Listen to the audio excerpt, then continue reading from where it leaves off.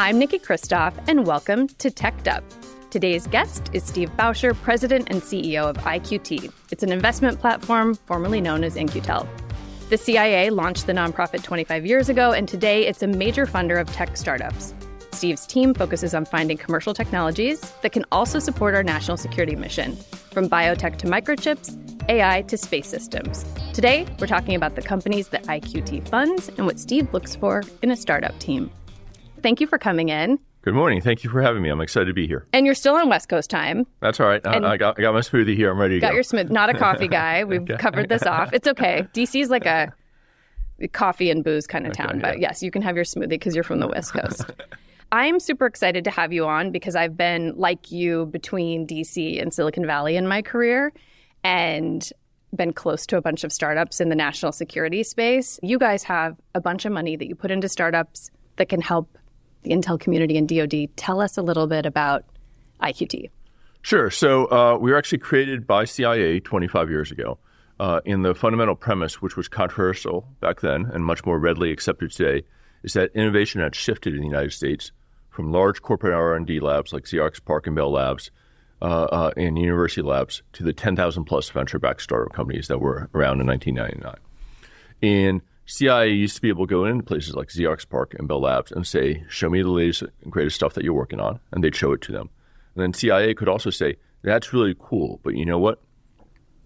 If you maybe added, a level of encryption to it or added a feature to it that makes it compatible with a certain version of scientific Linux that only we use anymore, we could really take more advantage of this technology. And they'd make those feature modifications. When CIA realized that innovation had shifted, they realized they weren't having conversations at the early stage with people developing these new emerging technologies. They weren't able to sort of make feature requests, and they were pretty bad at sort of buying technology from these startup companies. The government really doesn't know how to do business with startup companies. Mm-hmm. Yes. Right? And so they created In-Q-Tel and sort of said, go solve this problem for us.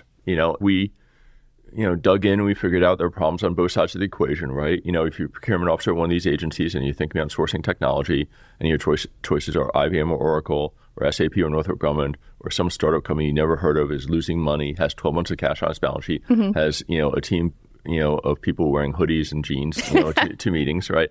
They quickly toss that company out of the procurement process. Yet that company often had the more innovative technology. At the same time, the conventional wisdom in Silicon Valley and other places in our country that had pockets of venture-backed startup companies was the government is a great market to win once you win it, but it takes too long and too much money to be the first vertical market that you go after. Because what people in D.C. don't understand about these startup companies is they get funded in sort of 12 to 24-month timeframes. Mm-hmm. In the founding teams, the entrepreneurs, they're constantly thinking, what do I need to demonstrate in order to raise my next round of funding? The most tangible form of progress to demonstrate is a purchase order. So in the early days of a company's existences, they only want to talk to customers that can make a purchase order decision in less than 12 months so that they can show tangible progress to their investors and raise their next round of funding. The perception was government doesn't make purchase orders this quickly, so let's not talk to them. So neither side really wanted to talk to each other. And we came in, and over 25 years, we've built up the trust with the government agencies that we work with, and we now work with a large portion of the U.S. intelligence and defense community, not just CIA anymore. But we build up the trust with those agencies for them to share their problems with us. Mm-hmm. To sort of say, these are the types of problems that we don't know how we're going to solve. Can you go out and find new innovative technologies that can help us solve these problems? And then we build up the trust with the startup community, the entrepreneurs and the venture capitalists, such that when we go talk to them, and we say, hey, there might be an application of your technology to a U.S. government problem that either you haven't thought of or you thought of and decided was too complicated to go pursue. We can get you an answer of, is there an opportunity for you? Is there a market opportunity in less than 12 months? And we can, if there is, we can get you to a purchase order. And we have a whole process to that. We call it investing to deliver capabilities. So you're like expediting the purchase potentially by the federal government. Exactly. So people think of us as an investment platform. But part of what we do is to facilitate the piloting of technology by an end user at one or more of those agencies of the technology from one of our portfolio companies. And success for us is when the end agency adopts that technology and deploys the technology into mission and operational environment, oftentimes with the enhanced features that we helped the two groups come together on. We do it at scale. and we've delivered impact across a wide variety of U.S. intelligence and defense agencies.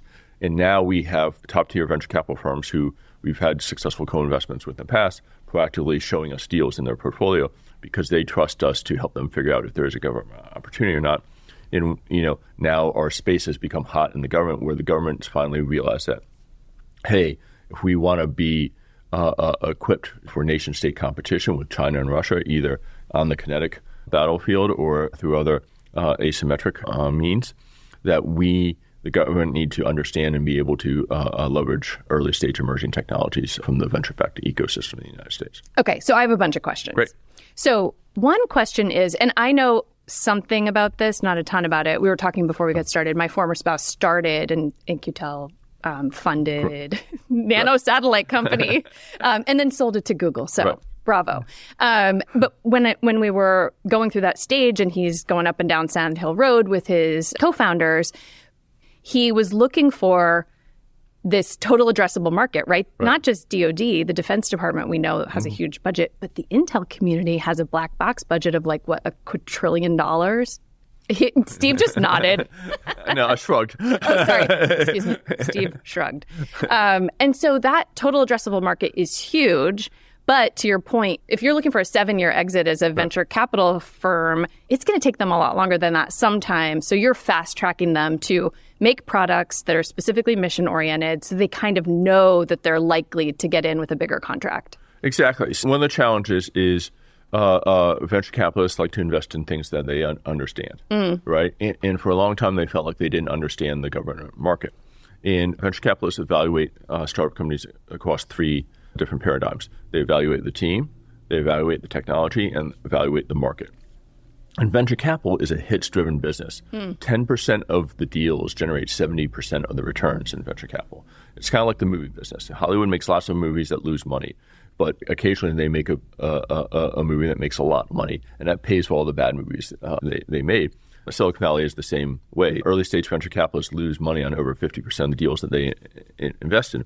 But as one of my early mentors told me, you can only lose 1 times your money, but you can make 10, 20, 100 times your money if pick the right winner. And it's Uber and it's Facebook exactly. And everybody has these dollar signs in their eyes. Yeah. Within the industry, it's called a fund returner. Can one deal, a typical venture fund may invest in 30 deals across an individual fund, but they want to know that each of those deals, if they work, can return the entire fund if they're successful. I've been at In-Q-Tel for 18 years now. A lot of the firms that we invested in my early days there, the venture capitalists would be calling us up and asking us, like, how big is this market? Because that's what they need to understand is, like, if this company works, can it be successful? And it's hard to figure that out if you're not someone who understands government budgets and government procurement processes. And so we've oftentimes become sort of either a translation engine of this is what the government really means when it says it, or it tells the government this is what the startup company means when they say it. But also we're a resource that's, again, trusted. I keep coming back to that word. Trusted is an important word to IQT in terms of who we are and what we do. We've built up this trust over time where entrepreneurs and VCs trust us to tell them, is it worth our time and energy to develop a version of our technology for this market, to hire a federal sales team, to go off and do it. So another question, it seems to me intuitively, and I don't actually know this, that a lot of the products that might help the intelligence community are hardware versus software. Some are software, right? You might have AI, but that you're taking a bunch of compute power or satellites or rockets, things that explode all the time and have high risk, but that takes more money, right? So it's more leveraged when you have these investors. So maybe that's another shot in the arm. Is that true or not true? It's certainly true for a certain set of deals. So we invest across a wide variety of technology. So we certainly do software. The partner agencies we work with have large data centers, right? So they need all the software that a traditional Fortune 1000 company has to search data, store data, present it, integrate it, that sort of stuff. And so those software companies look a lot like traditional software companies with, one set of capital requirements. The cybersecurity area is another area that we invest in. It's also mainly software. But to your point, we also invest in a lot of hardware-related companies, whether that's platforms, whether it's drones, satellites, platforms on the water, that sort of stuff, to components that go in those platforms, to batteries, to materials, to gadgets, that James Bond would use, out in the field.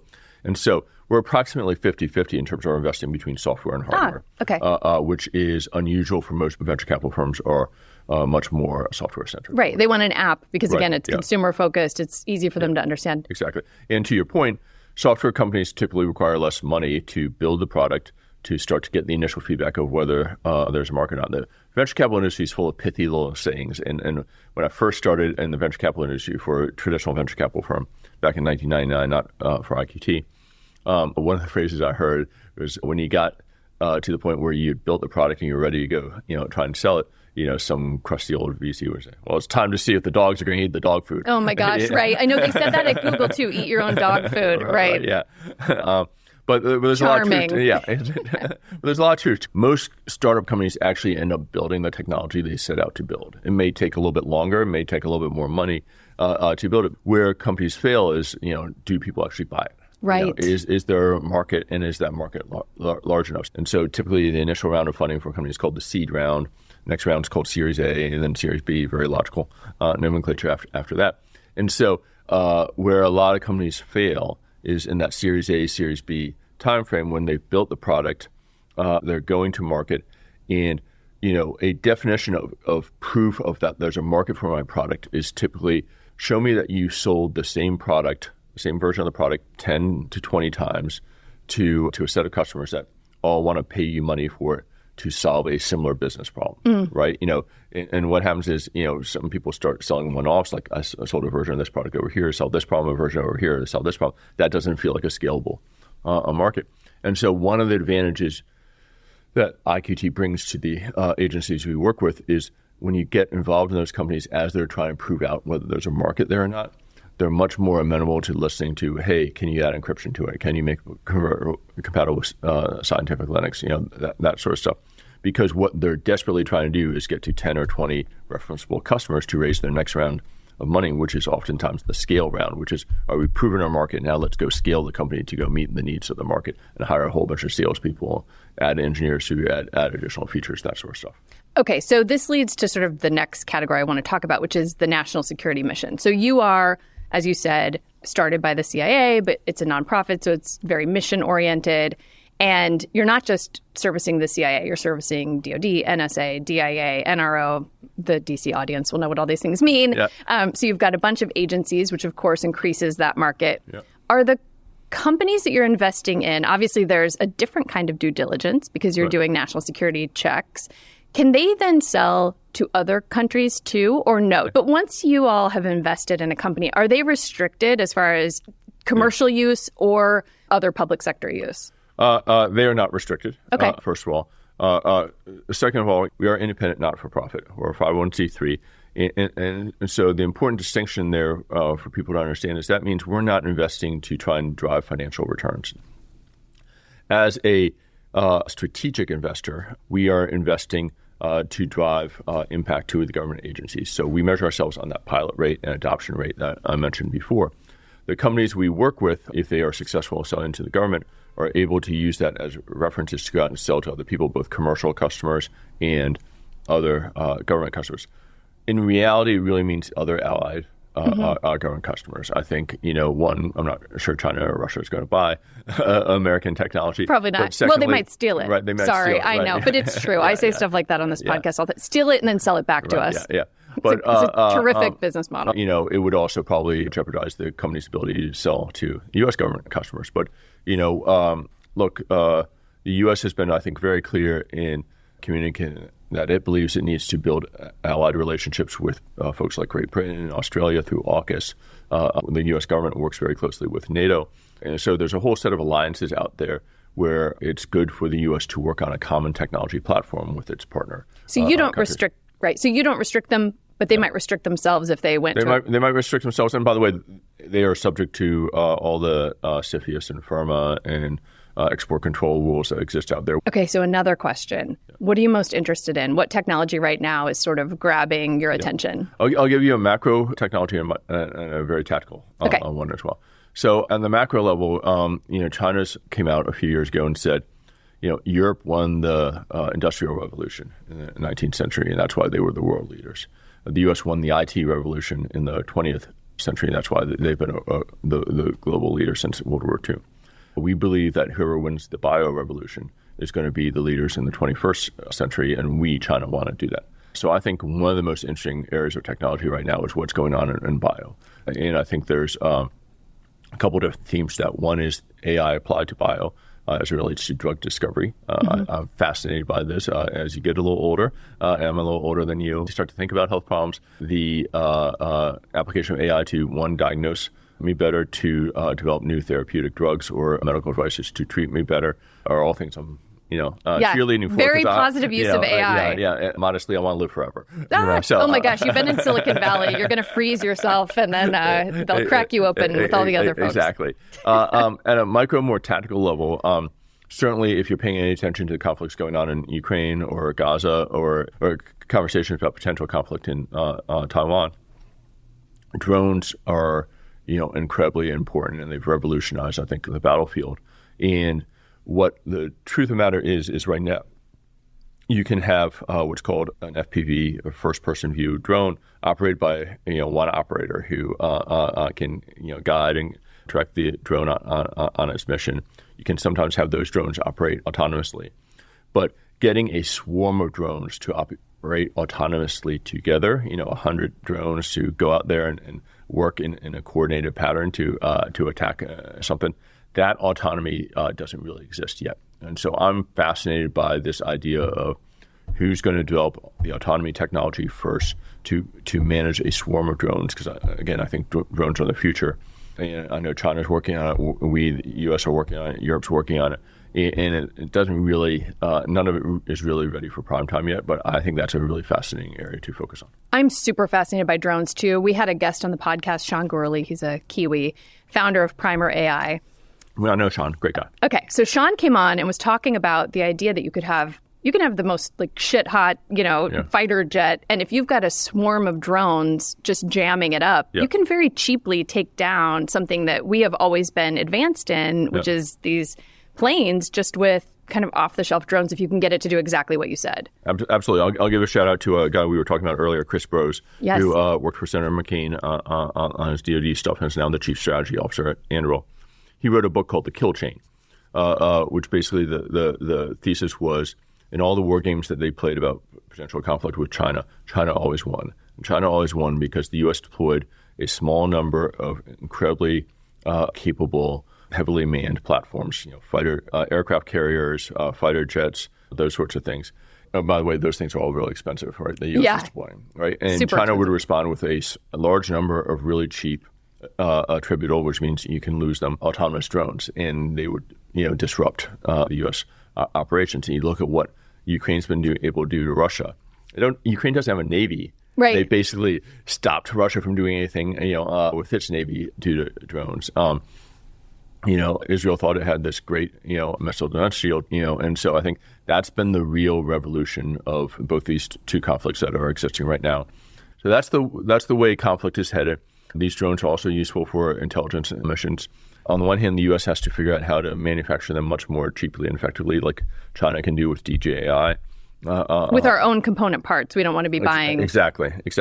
But the second thing we have to figure out is the autonomy software to go on these things to help them operate in tandem. Okay. I'm super interested in drones. Bio, I had not thought about as the revolution that China was working on. I think bio is the macro technology to think about for the next umpteen years. Generative AI, I think, is pretty interesting, but I think bio is even more interesting, although, of course, the two will probably intersect at some point here.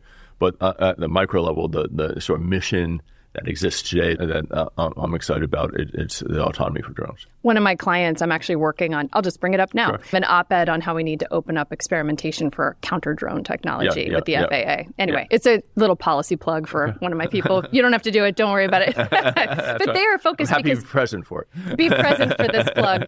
But it makes sense, right? Because in addition to having drones, we want to be able to counter drones.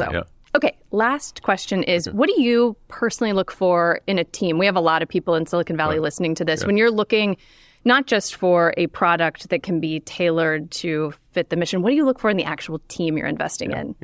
So it's a great question. I'll start by saying, again, another one of these pithy little sayings that someone told me when I first got in the venture business, is winners keep winning. And so the first thing I always look for in a person is, have they achieved success at some point in their life. It doesn't have to be in technology. It doesn't have to be in the area of technology that they're now representing to me that they want to go build. But I'm just looking for something that says to this person is a winner, right? Because if they've demonstrated that before in some aspect of their life, I think it's more likely that they will be a winner in this opportunity that they're presenting. Interesting. So not just a business winner, but just in general, just a successful person. Look, a great athlete, a great musician, a great artist, someone who was successful at whatever job he or she was doing, maybe their first job out of college, right? But I'm just looking for that trait. I'm looking for that trait that says, hey, whatever is that I decided to care about at some point in life, I did well at that, because I think that's a trait that remains in people throughout their life. The next thing I look for is vision and the ability to communicate vision. When you're an entrepreneur, when you're starting a company for the first time, a lot of what you have to do is make your company appear bigger than it really is, more real, more substantive than it really is, and make people, whether it's employees that you're trying to recruit, investors that you're trying to get to invest in your company, customers that you're trying to land for the first company, make them believe in your vision in a way that they will do dumb things, like they'll quit their job at a Google to go work for some startup company that has 6 months of cash. Swagger. I feel like it goes a long way. Right. So look for vision and the ability to communicate the vision. And then the last thing I look for is pertinence around the domain problem they're trying to solve. So I'm a big believer that the best companies solve problems that the founding team really understand. Mm-hmm. And so I'll spend a lot of time trying to understand, what is the problem that you're trying to solve? What is your understanding and pertinence to it? And is it realistic to believe that you've come up with some way to solve a problem that no one else has been able to figure out yet? So those are 3 things I look for. That's so specific. I don't think I've actually ever had someone on this show or even in my life explain exactly those traits. Yeah. But it makes sense. You're going to hit probably more if you understand that they have some subject matter expertise and really get it. Yeah. By the way, I think the one thing I didn't mention, but it just occurred to me, is I do sort of also innately evaluate grit and resilience, because I forget the woman that wrote the book, Learning Mindset. All of us who've raised kids have read that book, because we want to instill grit and resilience in our kids. That has become the buzzword these days. You look for that as well, because startups don't go smoothly. There's, bumpy. There's bumps along the way everywhere, and it's easy for people to get discouraged and throw in the towel. And the best entrepreneurs, the ones that win, are the people that are just so passionately about succeeding that they don't let any sort of hiccup discourage them. I love it. Grit and resilience. I don't have kids, but it's interesting to me to watch the young generation who's at time. This is like a different topic, but sometimes a little thin-skinned. So yeah, I got to toughen them up. Exactly. So that they can have be face first in the pavement and then get their business still off the ground, which it is really hard. It's super hard to be a startup founder. Yep. It's really hard to be raising money and building a product at the same time. I'm delighted to have you come on the podcast, explain a slightly different kind of fund than we're used to talking about. And especially I'm like a national security hawk / democracy super fan. So I'm personally interested in the mission. And thank you for coming on. Well, thank you. We love people interested in what we do. I came to IQT 18 years ago. I didn't think I'd stay for 18 years, but I can't imagine enjoying a job more than I do today. I love talking about it. So thank you.